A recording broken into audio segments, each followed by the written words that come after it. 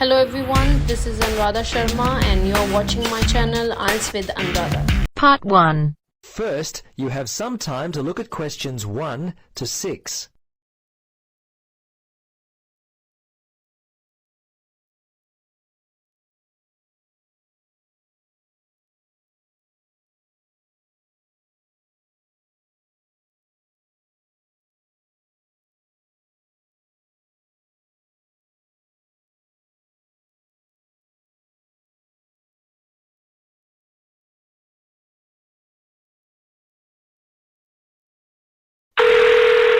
Welcome to Jenno'S Zoo.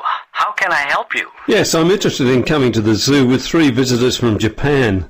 I know you've got all the animals, but my guests would really like to get up close to the animals, something different and unique. Do you offer special tours? As a matter of fact, we do. We offer 3 tours. We have our Snakes Unlimited tour, we have a Birds Galore tour, and we also have a special behind-the-scenes tour which takes you to our animal hospital, where you get to see all the injured animals and how we look after them. Oh, right.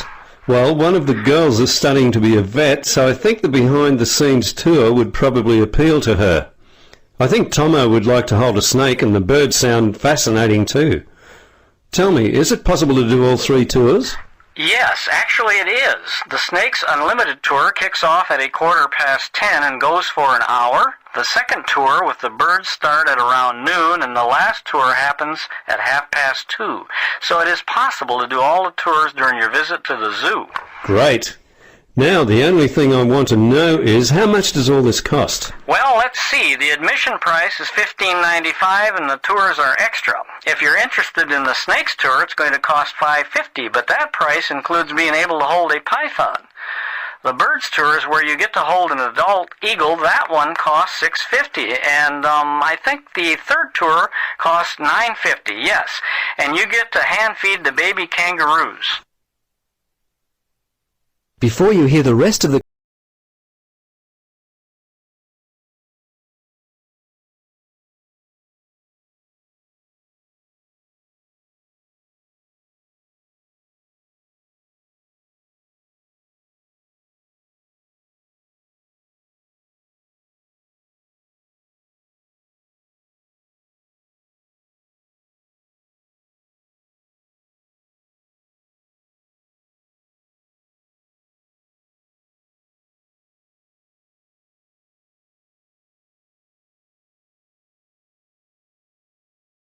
I think my guests will be really interested in all 3 of the tours. I'm unfamiliar with the layout of the zoo. Tell me, where do we need to meet for the first tour? Well, all the tours, in fact, leave from the same spot, and that is just beside the cafe. Okay. Now, as I said, they're from Japan, so English is not their first language. Is there anyone there that could help with translation if we need it? Yes, there is an interpreter, but unfortunately she isn't available for all the tours, so they'll have to ask her any questions they may have after the tour. All the tours are given in English. I'm sure you'll find that the information will be readily understandable for your guests. Okay then. As you know, everything is outdoors apart from the third tour, so you might want to tell your guests to bring a hat and some sunscreen. Thanks for the tip. You've been very helpful. Bye. You're welcome. See you at the zoo. That is the end of Part 1. You now have half a minute to check your answers.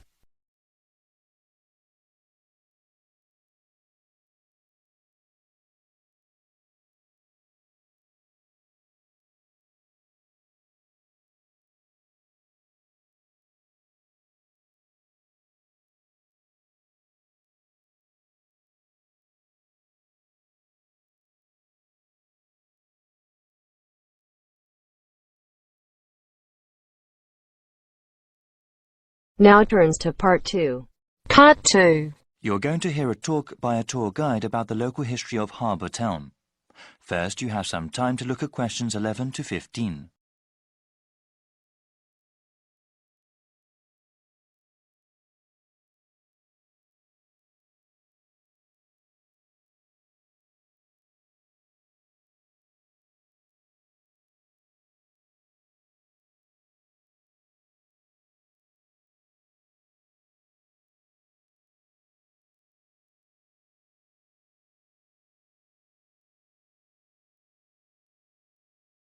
Good morning, everyone, and welcome to the historic downtown area of Harbour Town.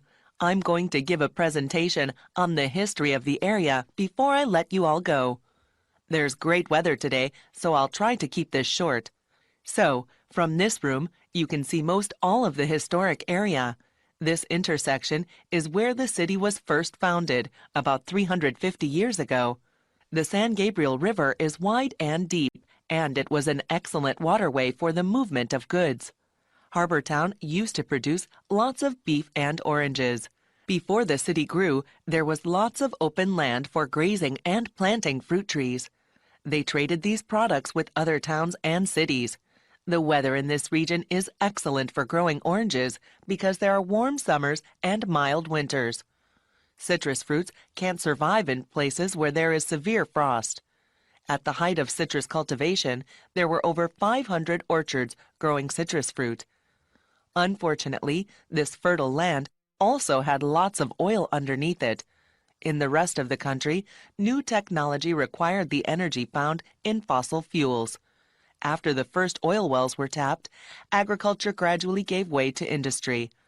The farms, orchards, and ranches that surrounded the town were replaced by new factories, cities, and roads. There is very little agriculture in the region these days, and certainly no cattle. The oil eventually ran out, of course, but other industries such as aerospace and entertainment were established.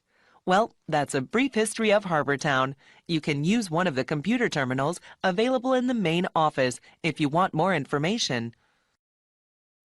Before you hear the rest of the talk, you have some time to look at questions 16 to 20.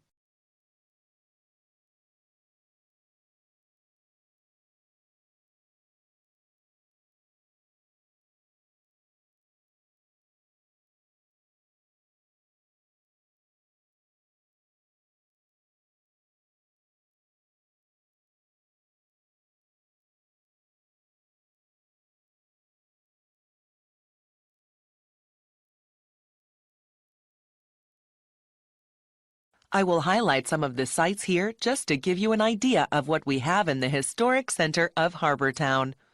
You can then explore the area as you please. So, I've already mentioned the intersection where the city was first founded. The main east-west street is called Sunset Road, and the main north-south street is called Santa Monica Avenue. The central office we are in right now is at the northernmost end of Santa Monica Avenue. There are public restrooms here, as well as computer terminals that connect to the internet. Across from the central office is the fruit market. At its height, people from all over the country came to buy fruit from the distributors there. If you travel south from the market and go past the intersection, you will see the Ranch Museum. Here you can learn about the old ranching lifestyle that was such a hallmark of our region. Now, going back to the intersection, if you go west of Santa Monica Avenue, you will find Old City Hall. It is an excellent example of the architecture of the time. In the opposite direction, going east of the main intersection, you can see Sunny Movie Studios. They don't make movies there now, of course, but it was the first company to make movies in our region. Also, the subway station is accessible from all four corners of the intersection. If you didn't take the bus here today, I am sure that is where you came from. Well, thanks again, and I hope you enjoy your visit to the historic area of Harbour Town. That is the end of part 2. You now have half a minute to check your answers.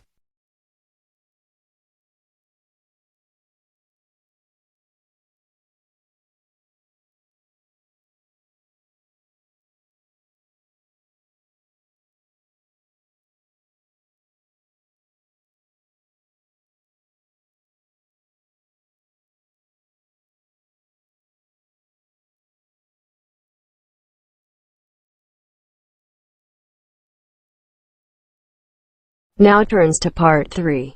Part 3. You will hear a discussion between students about a university assignment. First, you have some time to look at questions 21 to 26.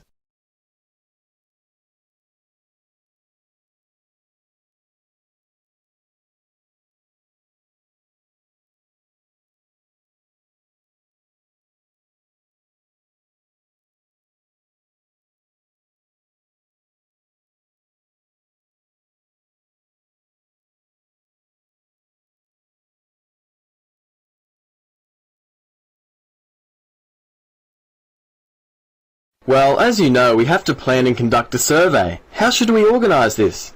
Well, I think we should divide up the task and then assign them to people who want to do them. I think that's a good idea. I don't want to talk to people. Seriously, if we divide up the tasks, no one will feel as though they're doing all the work. Even distribution, it's fair. I've done it this way before, and it's always worked out quite well. Yes, I agree, but what if some tasks are longer than others? Then it doesn't seem fair. Well, then we have to make sure we divide the tasks up according to time estimates. Some tasks may take longer, for example, the interview stage, and others shorter, like perhaps the layout of the survey form. Okay then, Carol. That sounds like a great idea. I seem to recall reading somewhere in our lecture notes that dividing up tasks was highly recommended for group work, so I feel good about what we're doing. Okay then, what are the tasks and who wants to do them? Well, at the moment, I'm studying layout and design, so if nobody has any objections, I'd like to work out the design of the survey. I'll have this finished by mid-March, the 23rd to be exact. I've got other assignments to do around that time. That's fine with me. I hate design and layout. What about organising the questions? Someone's going to have to do this. Could I? I promise to be all finished by mid-March. What do you think, Carol? Yes, that all sounds good. I guess someone's going to have to do the questioning. Why don't I conduct the survey? The assignment is due on April the 3rd, so I will have the survey completed by late March, just in time for the oral report. Before you hear the rest of the conversation, you have some time to look at questions 27 to 30.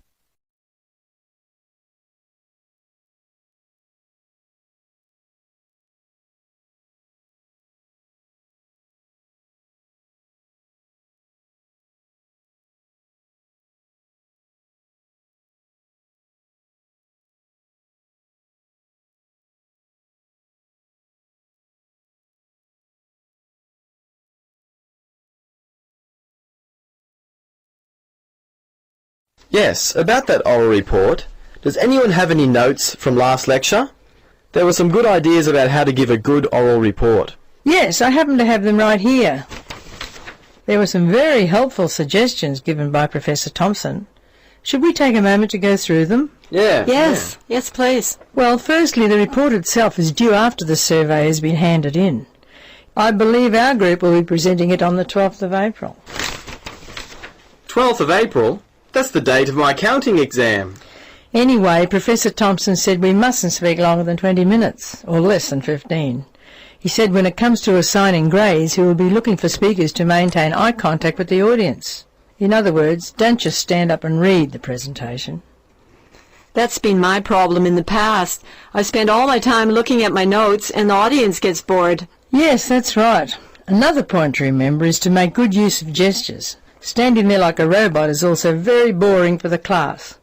Another thing to consider is visual aids. He said we should include a variety of them, things like overhead transparencies, handouts. We can use the whiteboard, DVDs or video were also suggested. Okay, let's decide who wants to do what. That is the end of part 3. You now have half a minute to check your answers.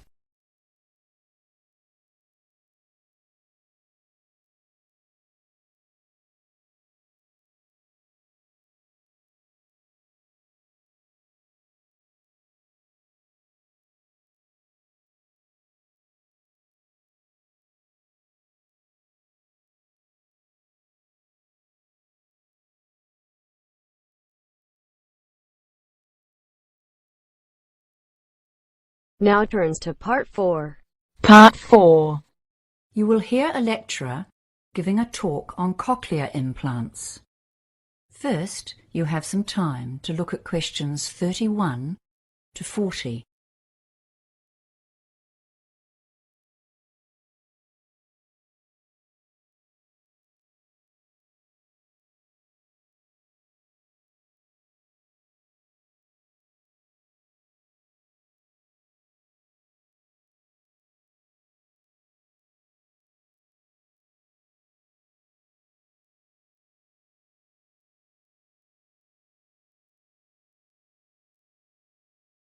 The topic for today's lecture is cochlear implants. which are a relatively new form of technology for assisting people who are profoundly deaf. First, let's revise how normal hearing works. If you look at image 1, you will remember that the ear has 3 sections. The outer ear, or pinna, picks up sounds, which are then channeled through the ear canal to the eardrum, where they are transformed into mechanical vibrations. These are sent to the cochlea, or inner ear. Inside this snail-shaped tube, there are sensory hearing cells that have a variety of functions. The outer hair cells make soft sounds louder and reduce the volume of louder sounds. The inner ear cells transfer this information to the auditory nerve and thence to the brain, which interprets the input as sounds. This sophisticated and sensitive process allows us to process a huge variety of auditory input. For those who are profoundly deaf, the system functions poorly or not at all, and the brain does not receive the input it needs to process and interpret sounds. Image 2 shows how a cochlear implant works. You can see that the implant has 3 main parts. The first external part, behind the ear itself, is the microphone, and at the back of this you can see its associated speech processor, which is a tiny computer. This analyzes and digitizes sounds and sends them to the transmitter, which is worn on the head. Those sounds need to be converted into electrical impulses so that they can be sent to the cochlea. If you look carefully at the image, you can see that just under the skin, directly behind the transmitter, is a surgically implanted receiver. This receives the sounds from the transmitter. It converts these sounds into electrical impulses, which are sent directly to an electrode array that is implanted inside the cochlea itself, thus completely bypassing the ear canal. As you have seen, a cochlear implant does not operate in the same way as the ear, nor, in fact, as a hearing aid. In cases of mild hearing loss, hearing aids can be very helpful. They simply amplify the normal sound waves as they travel down the ear canal. However, they generally cannot overcome severe hearing difficulties, and this is where cochlear implants come into play. So, what are the pros and cons of using a cochlear implant? Well, firstly, cochlear implants can deliver significant improvements in hearing for some users, and some people report dramatic improvements in the perception of individual words and sentences over the weeks and months after an implant. However, a cochlear implant is not a magic bullet that works equally well for all users. The sound signals that the brain receives from an implant are quite different from normal ones, and this means that the user has to relearn how to hear.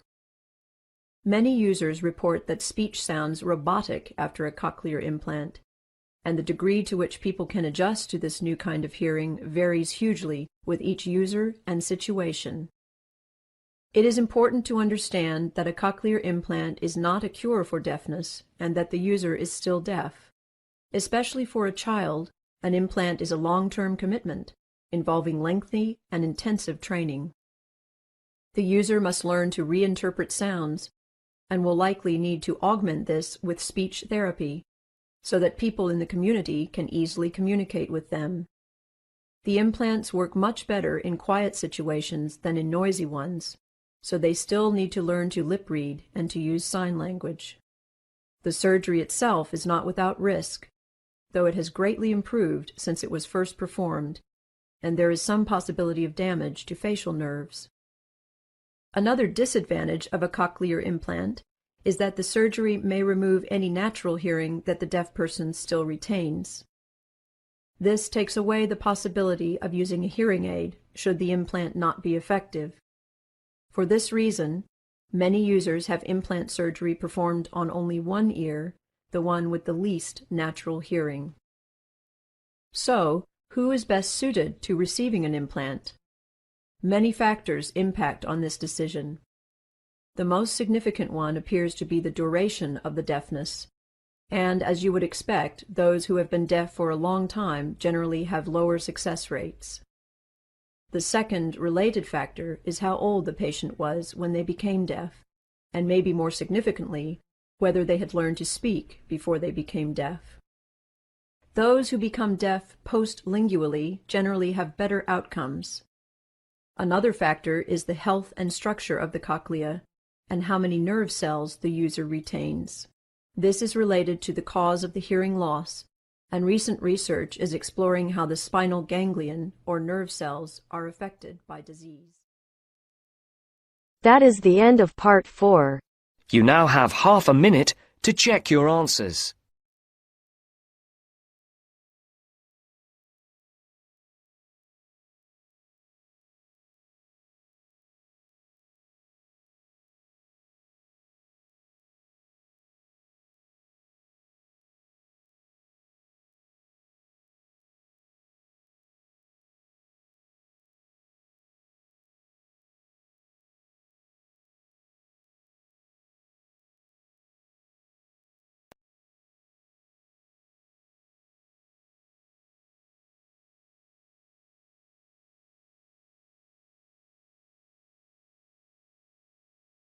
Thank you for watching and stay tuned for more videos.